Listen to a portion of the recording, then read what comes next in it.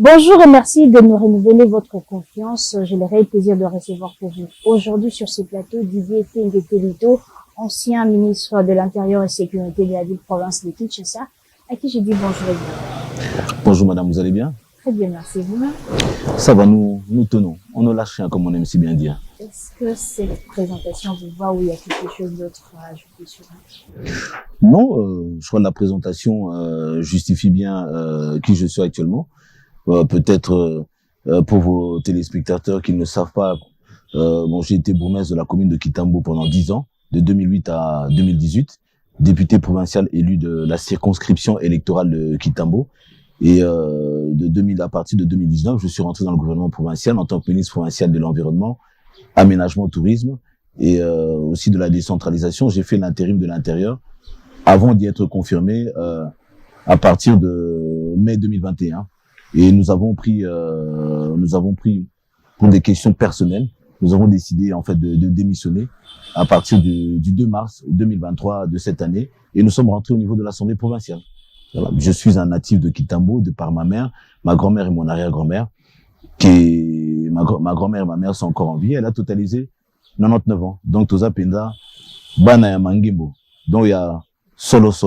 Obalobaka, Matembela Simandaku. Tomina Simandaku, Matembela Ndebo Tarate. Eza, Iloro Mususu. Alors, encore une fois, bienvenue dans Excellence Magazine. Merci à vous. Merci pour l'invitation.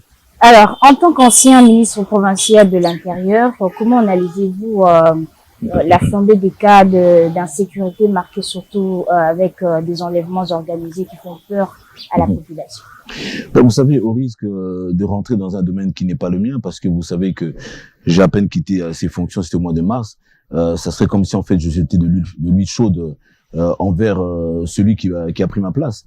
Mais je le dirais comme de par le passé, il est urgent par rapport à cette loi de 2011 promulguée en 2015 qui porte organisation et fonctionnement de la police, qui dit clairement que la police, elle relève du ministère national de l'Intérieur. Et le ministre national de l'Intérieur donne le plan sécuritaire de la ville qui en fait est transmis en fait par une loi portant organisation et fonctionnement des commissariats provinciaux qui eux disposent de ce plan sécuritaire. Et sur base de ça, ils transmettent aux autorités provinciales pour, dans le cas de financement, accompagnement, assignation et sanctions. C'est comme si, par exemple, vous êtes à la maison, votre enfant fait une bêtise, et pour le punir, vous devez vous référer à votre grand-père. C'est la première des règles. Et à un autre niveau, il y avait d'autres propositions qui avaient été faites. Vous savez, on ne peut pas vouloir une chose et son contraire. La loi doit se prêter par rapport à la situation actuelle. On parle de Koulouna alors que le terme Koulouna n'existe pas. Nous avons affaire à un banditisme urbain d'une rare violence.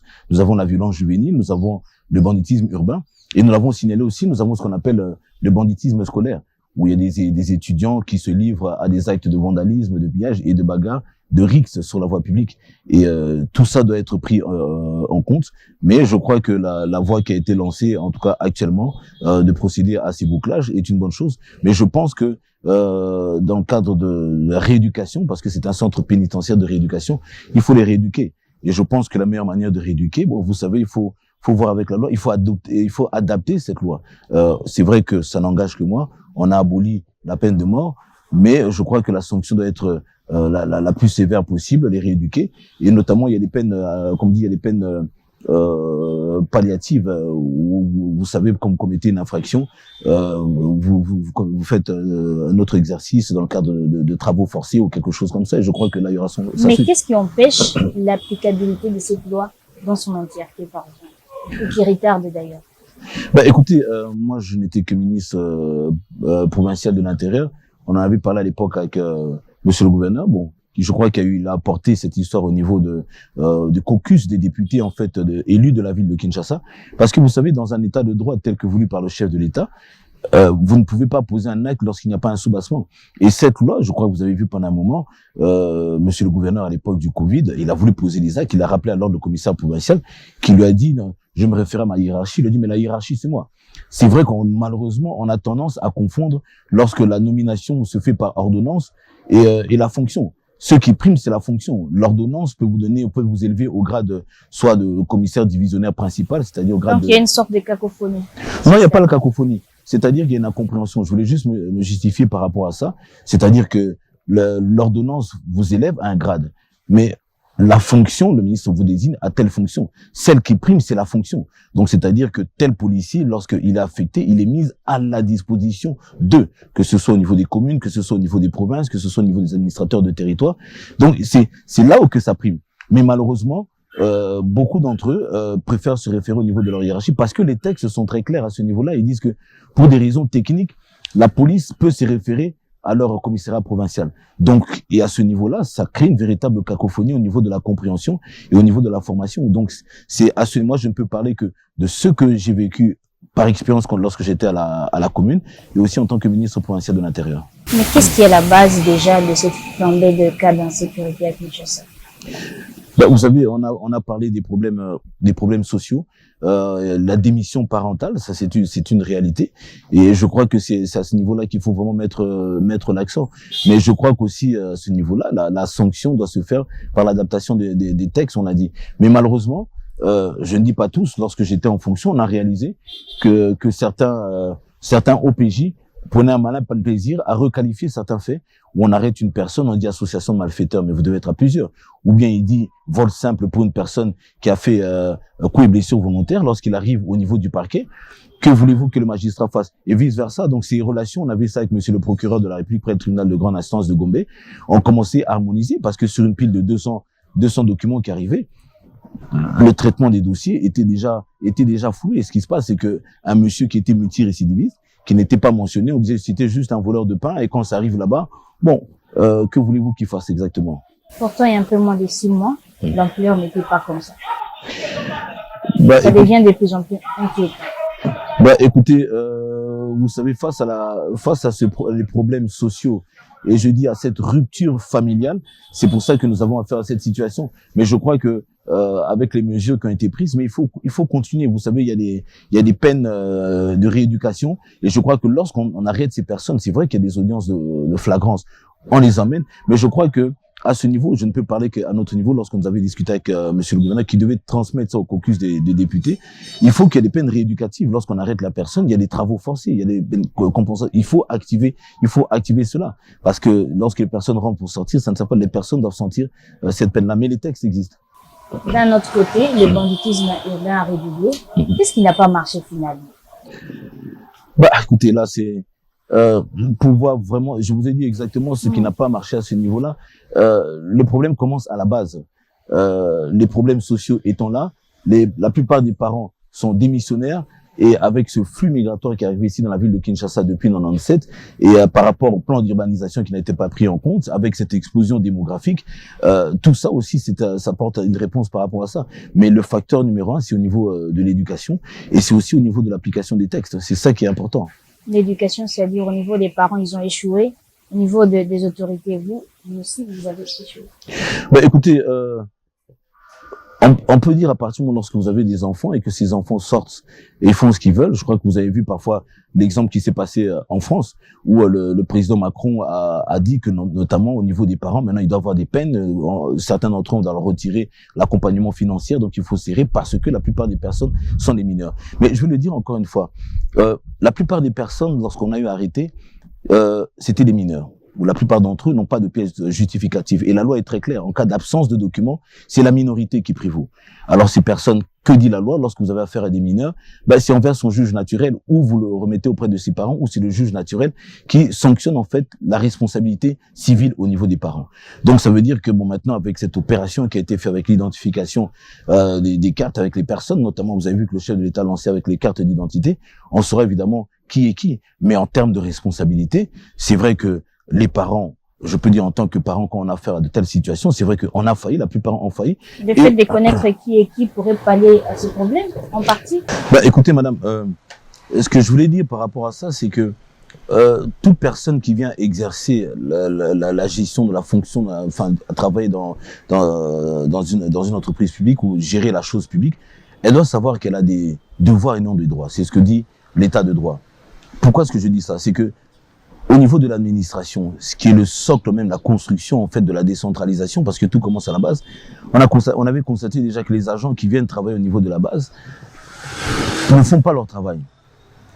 c'est-à-dire n'identifie pas, ne vérifie pas au niveau des sanctions, n'applique pas les sanctions et ne faut pas les rapports. Alors, imaginez-vous, pensez-vous vraiment qu'une personne qui se trouve au sommet, je dis supposons par exemple que ce soit le Premier ministre ou le gouverneur, peut savoir exactement ce qui se passe dans un quartier. C'est pour ça qu'il y a ce travail à la base, on parle de décentralisation. Tout fait qui se passe à la base doit remonter en fait au niveau. Mais ceux qui sont à la base ne font pas ce travail. Ça devient maintenant un travail, le travail de valeur est renversé. C'est-à-dire nous avons le gouverneur ou le Premier ministre, ou même, vous voyez que le chef de l'État est obligé de descendre jusqu'en bas. Et là, je m'arrête seulement à mon niveau, au niveau de la ville. Le gouverneur doit descendre jusqu'à la base pour savoir ce qui se passe. Alors que normalement, parce que quand on regarde même au niveau, lorsque il y a des taxes, il y a même au niveau des routes, il y a ceux qui relèvent de la compétence exclusive, soit des communes, soit partagées entre les provinces et les communes, ou soit des provinces. Alors quand par exemple il y a un rapport qui est fait journalièrement, le rapport doit prendre tout cela en compte, que ce soit en matière de coupure d'eau, que ce soit coupure de courant, que ce soit des trous dans les rues, que ce soit un tel qui est coupé. Bref, toute la vie, et ils doivent envoyer ça. Et tout ce qui ne relève pas de leur attribution, ils doivent envoyer ça au niveau de la hiérarchie. C'est fort de ces éléments, madame, que tout le monde peut intervenir. Même en termes de bouclage, personne n'est devin ici.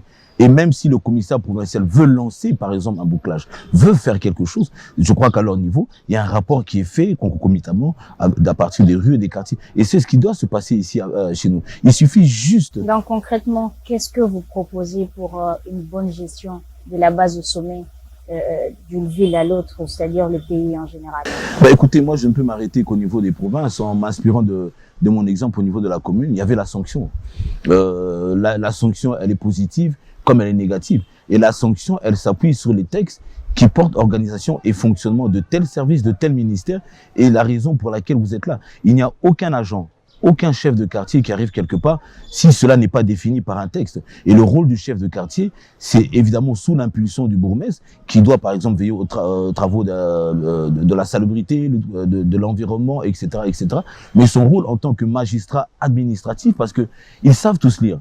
Donc ils savent qu'ils sont des magistrats administratifs et leur rôle, c'est gérer les quartiers par rapport à toutes ces tâches leur confiées par le bourgmestre, ce qui doit être fait, ce qui ne doit pas être fait. C'est au niveau de la base et cette sanction, elle doit être effective. Vous savez, par exemple, lorsque on dit par exemple qu'il faut reboiser 1 milliard d'arbres, vous croyez que c'est l'initiateur du projet d'1 milliard d'arbres qui doit planter? C'est les personnes qui l'accompagnent et nous, au niveau de la ville, on avait déjà pris des dispositions, comment rendre le reboisement obligatoire avec des mesures palliatives, c'est-à-dire soit avec des sanctions, avec un délai, selon la superficie que vous occupez, et aussi de protéger justement l'arbre selon que vous exercez des activités économiques en dessous, avec des taxes à payer. Bah, écoutez, au moment de lancer, on avait quitté le ministère de l'Environnement. Lorsqu'on était à l'environnement, en moins d'une année, le ministère avait déjà reboisé près de 7000 arbres. Ça, c'était rien que le ministère. Mais fort de ces textes, s'ils avaient été adoptés, vous voyez que c'est un accompagnement. Ce n'est pas celui qui lance, c'est la politique générale. Et chacun doit pouvoir avaler, faire sienne, si vous voulez, cette volonté-là pour que les choses avancent. Vous avez suivi les procès en flagrance des présumés kidnappeurs, parmi lesquels des policiers. Il y a 21 jeunes condamnés à la peine capitale, mais certains observateurs estiment que les ministères publics pouvaient encore approfondir l'enquête pour peut-être découvrir les maux qui rongent la ville au lieu de se concentrer seulement sur cet échantillon des personnes arrêtées. Qu'en pensez-vous? Je crois que vous avez une partie répondu à la question. C'est approfondir justement ces enquêtes-là. Je crois que vous avez entendu certaines personnes étant en train de crier, oui, mais ils sont sortis, ils sont là, ils vont revenir, ils vont ceci, cela. Mais le problème, c'est qu'on veut une chose et son contraire. Donc, c'est-à-dire que si on veut pousser les enquêtes, bah, faut le pousser. Je ne suis pas le ministère public. Peut-être le ministère public n'avait pas des éléments parce que le ministère public instruit à charge et à décharge aussi. Donc, c'est fort de cela. Peut-être qu'ils avaient des éléments que je n'avais pas assisté. Mais je dis seulement, lorsqu'il y a eu le bouclage, c'est que ces personnes étaient connues. Et encore une fois, le plan sécuritaire tel qu'il a été transmis au niveau de la ville, bon, je ne suis pas au courant, donc je ne sais pas comment est-ce que ça s'est passé, mais c'est fort d'un plan sécuritaire parce que si toutes ces personnes étaient connues, on ne vient pas aujourd'hui, on ne fait pas un bouclage à Nsele ou à Kitambo ou à Bandal, etc., sans qu'on ait des pièces maîtresses, sans qu'on ait des éléments. Donc c'est fort de ces éléments qu'ils ont opéré un bouclage et ils ont des éléments. Mais je voulais juste dire, à partir du moment, parce que je sais que souvent, on veut fuir ses responsabilités. On dit, ah oui, on les a arrêtés, mais ces personnes n'ont pas de plaignants. Mais à partir du moment où on a arrêté ces personnes, elles étaient identifiées. c'est que l'État avait déjà ses preuves. Donc on ne peut pas fuir par rapport à chaque fois utiliser ce genre de dialecte-là. Donc vous estimez? J'estime, comme je viens de le dire, à partir du moment où ces personnes sont connues des services par rapport à leur cas infractionnel, et lorsqu'on les arrête, on n'a pas besoin de demander à ce qu'il y ait des plaignants. Beaucoup de gens dénoncent aussi les dysfonctionnements de la justice. D'ailleurs, le chef de l'État l'a reconnu dernièrement. Plusieurs condamnés sont relâchés en complicité avec des magistrats peu de temps seulement après la condamnation. N'est-ce pas que le mal est profond? Vous savez, moi, je ne commenterai pas en tant que... Vous savez que le magistrat suprême de la RDC, c'est son excellent monsieur le président de la République qui a commenté. Il est mieux au courant que tout le monde. Mais je pense qu'à ce niveau, moi, j'ai eu à échanger avec les procureurs de la République, les procureurs généraux. Vous savez, dans toute société, vous ne pouvez pas empêcher qu'il y ait des canards boiteux, que ce soit même aussi chez nous au niveau des ministres, que ce soit à l'époque on était des bourgmestres, que ce soit au niveau de certains chefs de quartier. Vous ne pouvez pas parler de généralité lorsqu'il y a seulement un individu qui fait cela. Mais je pense que il va y avoir des recadrements. Bon, je ne suis pas la justice, je ne suis pas le procureur, je ne suis pas le ministère public, mais en tant qu'officier de police judiciaire à l'époque à compétence générale, bon, c'est vrai qu'il y a quelques dysfonctionnements. Il y a certaines personnes, vous savez, qui continuent à penser que lorsque l'État n'est pas là, elles continuent à poser leurs actes et elles attendent que l'État vienne pour les saisir, mais vous savez que l'État nous survit toujours. Vous avez été dernièrement patron de la sécurité de la ville-province de Kinshasa. Quelles ont été les difficultés auxquelles vous avez fait face?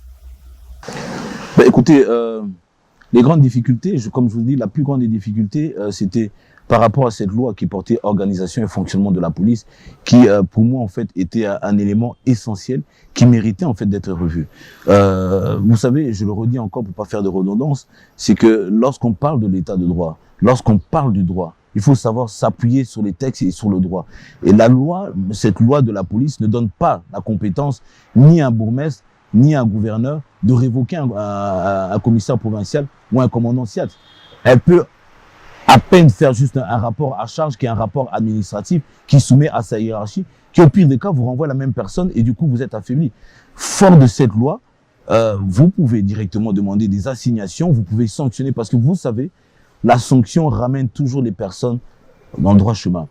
Et évidemment, malheureusement, en l'absence de tout ça, pour moi, c'était l'un des plus grands handicaps parce que cette loi en fait mettait parfois en conflit positif ou négatif, mais c'était un conflit, je veux dire, pertinent avec la police et évidemment, qui vous brandissait les textes. Et quand vous avez les textes devant vous, que voulez-vous faire? Donc voilà, mais nous avons eu à faire bouger quand même des lignes. Et c'est vrai que ce problème de la criminalité, par rapport à l'époque que nous sommes, évidemment, elle bouge, elle s'adapte par rapport à la situation dans laquelle nous sommes. Vous avez dit que vous avez essayé vous avez pu bouger les lignes, mais de manière la plus concrète, qu'avez-vous fait de positif? Écoutez, il y a eu des mesures qui ont été prises. Je crois qu'on a accompagné au niveau de la justice. Il y a eu l'identification de ces criminels. Et vous avez vu qu'à l'époque, il y avait plusieurs bouclages. Bon, c'est vrai qu'est-ce que vous allez me poser la question, est-ce que les bouclages, oui ou non, portent leurs résultats? Je crois que, évidemment, ça porte leurs résultats pendant une période donnée, à une situation donnée, à une superficie bien donnée. C'est pour ça qu'il faut continuer. Mais évidemment, je dirais, la plus grande, je crois la plus grande erreur, c'est-à-dire ce n'est pas avoir activé les travaux d'intérêt généraux. Mais ça, c'est évidemment, il fallait porter les projets au niveau national pour que justement au niveau de la justice, qu'on puisse notamment pallier à cela. Parce que bon, là, quand on parle de CPRK, parce que le ministère provincial de la justice peut aller voir au niveau des prisons, on est allé voir aussi, mais il faut que ces travaux soient rééducatifs. C'est pas que les mêmes personnes qui rentrent là-bas ont la même mentalité ici. Donc c'est-à-dire il y a les peines de travaux d'intérêt généraux et que ces personnes devaient faire des travaux d'intérêt généraux. Vous avez vu, il y a en matière de nettoyage, en matière de construction, ça se voit partout dans le monde et on a ces textes qui sont là, mais malheureusement ce n'est pas la disposition de. Alors c'est que les gens n'en parlent pas. Il y a aussi la milice Mobondo à la porte de Kinshasa. Cette milice avait déjà mené plusieurs attaques déjà à Maluku. Vous étiez encore en fonction, si je ne m'abuse. Kinshasa est-elle en train de s'étouffer finalement? Bon, écoutez, à cette époque, j'ai fait l'objet de deux interpellations au niveau de l'Assemblée provinciale. La première portée sur l'insécurité de la ville de Kinshasa et la deuxième par rapport à cette situation qui se passait au niveau de la commune de Maluku, ça allait plus loin, Maïndomé, Kikwit, Kwamou, tout ça, etc. Nous avons apporté les éléments parce que nous avons demandé un huis clos parce que ce sont des éléments qui sont quand même assez délicats. Vous avez le gouvernement central qui est impliqué par la 14e région militaire. À l'époque, vous avez, c'est-à-dire la défense nationale, vous avez la police nationale, vous avez les services spécialisés qui étaient là-dedans. Bon, dans la mesure que tout ça est encore secret défense, où on évoque certains cas, je ne vais pas m'hasarder là-dessus, mais je sais que vous avez vu qu'il y a des résultats qui sont vus et il y a des mesures qui ont été prises non seulement au niveau du provincial, mais aussi au niveau du national, parce que c'est géré pour le moment. Et vous aussi, vous avez des propositions probablement à émettre à ces sujets? Bah, écoutez, j'avais à faire des propositions lors des réunions de sécurité qui ont été portées, et c'est ça qui avait emmené justement que la 14e région et la police avaient été là-bas sur le terrain, la restauration de l'administration, la restauration de l'autorité de l'État, car lorsque ces personnes arrivaient, l'objectif c'était de chasser la population pour prendre possession de leurs terres, et notamment avec quelques actes criminels, avec des tueries posées sur des chefs coutumiers. Et c'est pour ça que les militaires se sont déployés avec la police, avec l'administration, et surtout inviter la population à vaquer librement à ses occupations. C'est facile à dire, mais il y a eu des mesures d'encadrement et la police était là. Ce qui s'était passé, bon, maintenant je crois qu'il y a un retour à l'ordre, il y a un retour quand même au calme par rapport à ça, nonobstant certaines situations où d'autres personnes veulent continuer à troubler l'ordre. Alors, un autre problème épineux de Kinshasa, c'est l'insalubrité. La ville est trop sale. Est-ce que vous le remarquez aussi, ou bien les personnes lambda qui peuvent simplement le constater? Bah, écoutez, la ville est dans un état où il faut revoir sa politique environnementale et sa politique au niveau gestion des déchets. Ça serait tellement plus facile pour moi de au sortir de là, commencer à jeter la pierre. Alors mais je ne vais parler que de ma petite expérience pour dire ce qui avait fonctionné. On était à la commune pendant 10 ans et on a toujours fait confiance à cette politique de recyclage et de triage. On avait des centres de tri qui se trouvaient un peu par-ci par-là ici au niveau de la commune, il y en avait 4, où on forçait les pousse-pousseurs lorsqu'ils venaient à respecter ce tri. À côté, ils mettaient le carton, les bouteilles, le plastique, parce que quand vous le regardez de manière informelle, ces matériaux sont achetés par des personnes individuelles, tout ça. Et nous, on avait fait cette politique en matière de gestion de ces déchets. Et sur 8 quartiers, on avait déjà commencé avec 3 quartiers qui opéraient déjà, qui fonctionnaient avec 2 types de sacs poubelles, c'est-à-dire produits dégradables et non dégradables. Et ça fonctionnait. Au niveau de ces décharges, on avait des trucs qui faisaient l'équivalent de 5 mètres cubes, où tout ce qui pourrissait, qui est biodégradable, on mettait là, c'était des composts qu'on revendait en fait aux mamans maraîchères. Vous allez me dire maintenant, pourquoi est-ce que ça ne fonctionne pas? On a été au ministère provincial de l'Environnement et notre politique a été celle-ci. On a continué ce débat, c'est-à-dire l'objectif c'était de construire des centres de tri pour permettre justement à ces pousse-pousseurs de continuer cette politique qu'on avait déjà commencé au niveau de la commune. Parce que la politique, enfin l'activité que font les pousse-pousseurs chaque mois, ça représente un manque à gagner de l'ordre entre 5 et 7 millions de dollars à la ville parce qu'ils ne sont pas organisés, la manière à laquelle ils déversent, ceux qu'ils prennent pas encadrés. Donc c'est pour ça représente cette perte-là. Et on avait commencé à les mettre ensemble sous forme en fait d'une association pour qu'on puisse parler à une seule personne, orienter en fait leurs déchets. Autre chose aussi, on a mis en rôle la politique en matière de préservation, c'est-à-dire de notre écosystème avec le reboisement, rendant cela obligatoire. Malheureusement, on n'a pas pu porter cela à notre terme. On a dû abandonner le ministère provincial de l'Environnement. Vous êtes aussi impliqué dans l'assainissement à travers le projet Kilbopeto, mais le visage de Kinshasa s'est détérioré davantage. Comment comprendre ça? Là, je vous ai dit, j'ai quitté le gouvernement depuis le mois de mars. Oui. Vous voulez parler de ma période lorsque j'étais là au niveau du Évidemment. vous savez, il y a eu l'environnement et il y a eu l'intérieur. On avait mis ces mécanismes au niveau des chefs de quartier. C'est-à-dire que le rapport devait venir de bas vers le haut. Donc, c'est-à-dire chaque chef de quartier devait, à son niveau, identifier tous les problèmes, les faits infractionnels qu'il trouvait à son niveau et directement les faire monter en fait au niveau des bourgmestres. C'est pour ça que les bourgmestres avaient été formés dans la fonction de OPJ, parce que les bourgmestres, de par leur nomination, sont déjà des OPJ à compétence générale. Mais pour exercer cette fonction, ils doivent prêter serment devant Monsieur le procureur de la République, ce qui a été fait.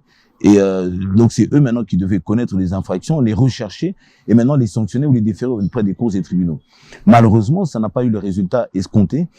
Et c'est pour ça que nous avons proposé encore des sanctions envers les personnes qui ne respectaient pas ou qui n'exécutaient pas ces instructions. Et je le redis et le redis encore une fois, la seule chose qui fait que les choses ne fonctionnent pas, c'est la sanction et c'est l'application des textes. Je cite en exemple, vous avez par exemple l'édit 003 du 9 septembre 2013, portant, ce sont des mesures portant assainissement et protection de l'environnement de la ville de Kinshasa, qui est aussi toute une panoplie de ce qu'il ne faut pas faire. Vous ne pouvez pas vendre par terre, vous ne pouvez pas exercer une activité à moins de 10 mètres, vous ne pouvez pas jeter vos immondices dans les cours d'eau, vous ne pouvez pas construire sans plan d'aménagement, vous ne pouvez pas jeter vos immondices sur la voie publique, vous ne pouvez pas obstruer la voie publique, etc., etc.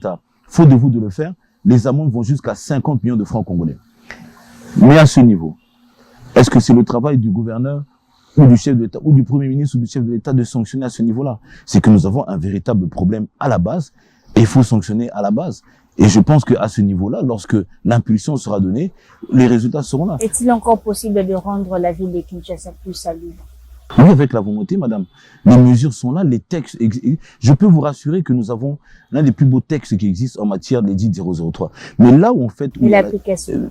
Là, vous savez, le gouverneur, par exemple, agit par voie d'arrêté. Le bourgmestre, jusqu'à ce qu'il soit élu, c'est par voie de décision. Vous savez, c'est pour ça que lorsqu'on voit dans les textes, et là, je le redirai jamais assez, beaucoup de personnes arrivent à s'échapper, à passer entre les mailles du filet ils sont par exemple amenés au niveau des cours et des tribunaux. On dit oui, mais non, mais le bourgmestre n'a pas pris de décision ou le gouverneur n'a pas pris d'arrêté. C'est vrai, c'est pour ça que lorsqu'on voit une mesure qui est prise, on dit, vu cela, vu ceci, vu cela, on prend la loi la plus dure jusqu'à la plus faible, on peut commencer par la constitution jusqu'à l'arrêté. Et c'est à partir de ce moment-là que le gouverneur ou le bourgmestre, fort des textes qui ont été pris par le gouverneur par voie d'arrêté, lui, il termine par décide, il prend une décision. Lorsque ce n'est pas fait, comment voulez-vous que cela soit opposable à tout le monde? C'est à partir de ce niveau-là. Donc il y a un problème sérieux. Je dis il y a un problème sérieux au niveau de la base, c'est-à-dire au niveau de la fondation, que c'est au niveau des chefs de quartier et que ce soit au niveau des communes aussi. Le bourgmestre, c'est une autorité investie du pouvoir réglementaire général et de police. Ça veut dire qu'il peut prendre des mesures et les faire sanctionner. Les ministres provinciaux, eux, ce sont des mesures de police ou bien spécifiques dans le domaine dans lequel ils sont. Donc ils peuvent pas prendre des textes. Vous avez le bourgmestre, vous avez le gouverneur, vous avez le premier ministre et j'en passe.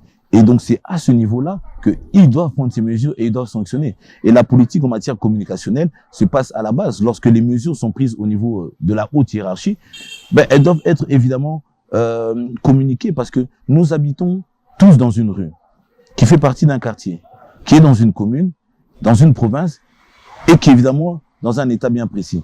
Et pas l'inverse, à moins que vous arrivez à construire des maisons commençant par la toiture, mais là, je vous souhaite bonne chance.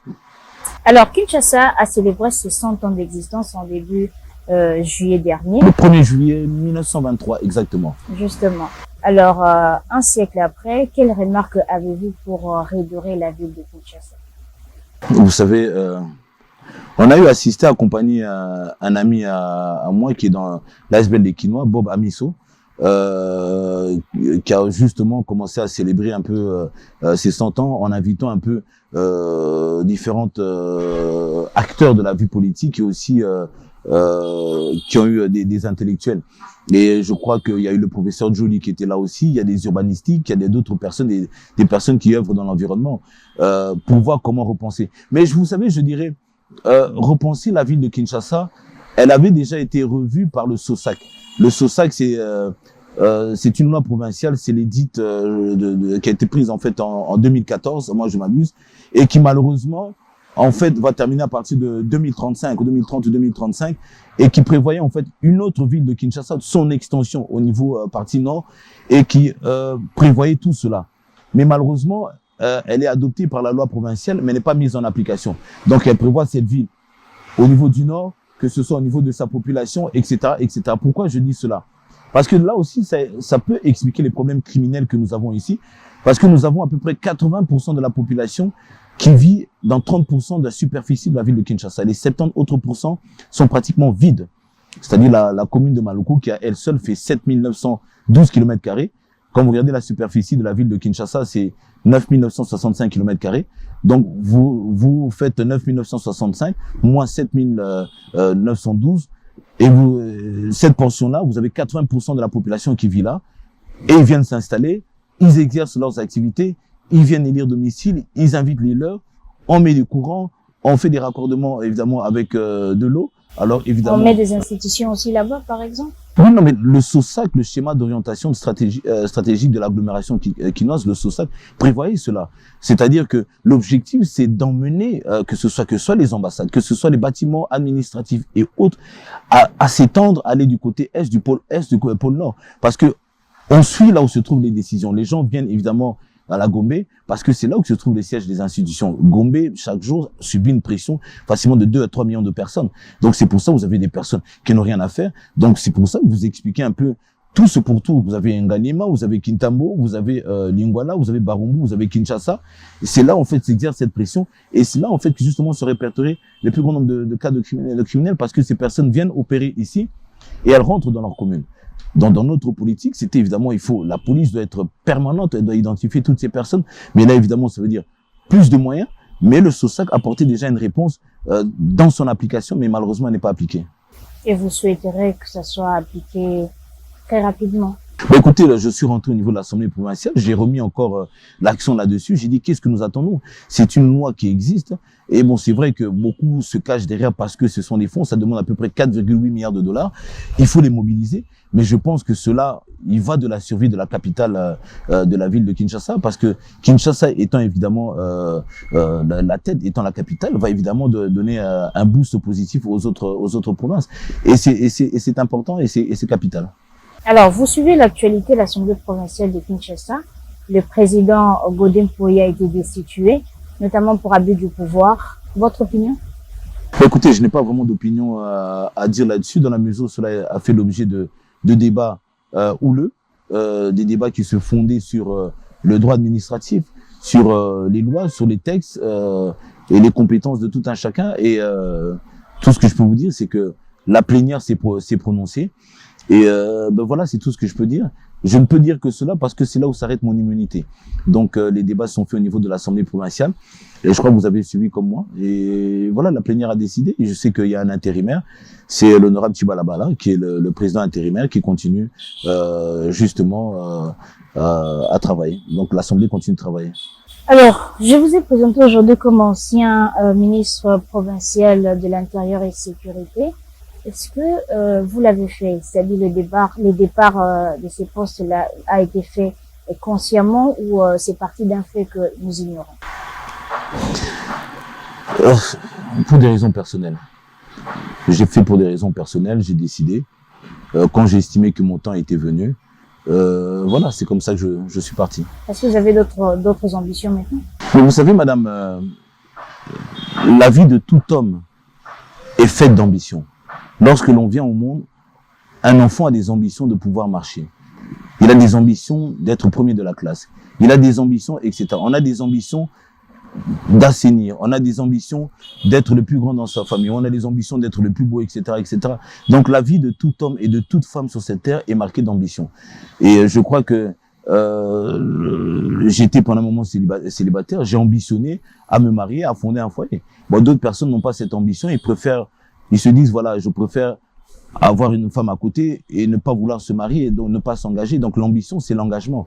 Et je pense que, pour des raisons personnelles, lorsque j'ai décidé... Ou c'est peut-être en interne, rien n'est marché? Rien n'est marché encore vous? J'avais d'autres ambitions et je crois que je suis parti en bon terme avec le gouvernement, voilà. Vous êtes aussi cadre du l'UNC. Comment, à votre niveau, c'est-à-dire au niveau du parti, vous vous préparez pour les élections? Bah, écoutez... la ligne au niveau de l'UNC, elle est très claire. Nous prenons évidemment, nous voulons mettre l'homme au centre de tout. C'est-à-dire la politique de l'homme au centre de tout. Et vous savez, au niveau de l'UNC, c'est très clair. C'est-à-dire nous avons des devoirs et non des droits. C'est comme ça qu'on insuffle une nouvelle dynamique au niveau du parti. Et la manière à laquelle je me prépare, bah écoutez, j'ai été bourgmestre ici, j'échange avec les personnes, je fais passer ce message, je fais mieux comprendre les gens la politique du parti, je les fais mieux comprendre le président Vital Kamerhe, même si je n'ai pas grand-chose à dire puisque les gens le connaissent depuis 90-93, il était à Afro-Gémeaux, c'est un monstre de la politique qui est connu de tout le monde, n'en déplaise à certains détracteurs qui veulent retenir seulement les aspects négatifs. Et à ceux-là, je leur oppose la situation de l'ancien président Lula du Brésil. Donc, et je le redirai jamais assez, la seule manière qu'a un tribunal pour présenter ses excuses, c'est de vous acquitter. Il a été acquitté, pas gracié. Et je crois que pour retravailler auprès du chef de l'État, si vous devez avoir sa confiance, et il a la confiance du chef de l'État qui lui-même l'avait dit, et à aucun moment vous n'avez vu le chef de l'État interférer dans cette procédure judiciaire. Et la suite nous a donné raison. Il est près de son excellence, Monsieur le Président de la République. Et en tant que membre de l'Union sacrée et membre de l'UNC, nous allons continuer à œuvrer pour le développement, je veux dire, de chacun de nos rues, de nos quartiers, et de notre province. Et à votre niveau, un autre mandat électif est envisageable? Écoutez, madame, je vous ai parlé d'ambition, on a toujours des ambitions. L'objectif, c'est de garder mon siège en tant que député provincial de la circonscription électorale de Kintambo. Et je me présenterai aussi au niveau national. Pourquoi? Et pourquoi j'étais allé au provincial? J'étais à la commune. J'ai vu qu'au niveau des textes réglementaires, au niveau des communes, cela se faisait en fait au niveau des provinces, c'est-à-dire au niveau de l'Assemblée provinciale. Nous sommes allés là-bas, nous avons présenté certains textes. Malheureusement, certains sont encore en chantier, notamment dans le cas des nuisances sonores, que ce soit aussi au niveau de l'environnement, parce que en matière de nuisances sonores, on s'est retrouvé buté au problème de l'interprétation des nuisances sonores, parce que vous avez ce qu'on appelle les nuisances sonores publiques et privées. Évidemment, nous avons adapté cela, nous avons procédé à certains bouleversements de certains textes, mais malheureusement, nous avons acquitté le gouvernement. Maintenant, nous sommes à l'Assemblée, nous allons représenter ces projets d'édits qui vont porter modification de l'édit 005 et l'édit 003. Et fort de cela, nous constatons que malgré cela, il y a quand même certains textes qui doivent être modifiés, notamment la loi portant organisation et fonctionnement de la police, des commissariats provinciaux, même en matière des baux à loyer, parce que vous savez que vous pouvez être propriétaire d'une maison, mais lorsque vous avez un locataire qui est là, ou vice-versa, le locataire, par moment, il se retrouve à plus de droits que vous, le propriétaire, ou même le locataire vous retrouve dans certaines situations. Il y a tellement de choses, parce que le législateur, c'est au niveau de l'Assemblée provinciale. C'est pour ça que nous voulons aller au niveau de l'Assemblée provinciale pour proposer ces textes pour qu'ils puissent être modifiés. Voilà. Donc voilà. Nous sommes pratiquement arrivés à la fin d'Excellence Magazine. Vous allez passer votre message, mais seulement en une de langue nationale. On a ici, merci Mingindenge Bolandi Bisso. Na kanisi boyebi que naza candidat député provincial na Kitambo, puis aussi on est au niveau national, parce que na kanisi musala ebele eza ko sala, il faut que sala masusu na province na biso, puis na niveau national, na niveau ya ba texte, puis na niveau ya développement na biso. Ebele salami mais ebele eza su ya ko salama. Ni na lobaka pona ko suki ça, faisons de nos rêves de priorité. Et na kanisi que beaucoup ko sala biso confiance, parce que pas na biso développement et kobanda na Kitambo pe na Lukunga. Voilà ce que je voulais dire. Voilà, merci d'avoir répondu à notre invitation. Merci à vous, madame. Ce numéro d'Excellence Magazine est terminé. Grand merci à vous de l'avoir suivi. On se retrouve prochainement avec un nouvel invité. Au revoir.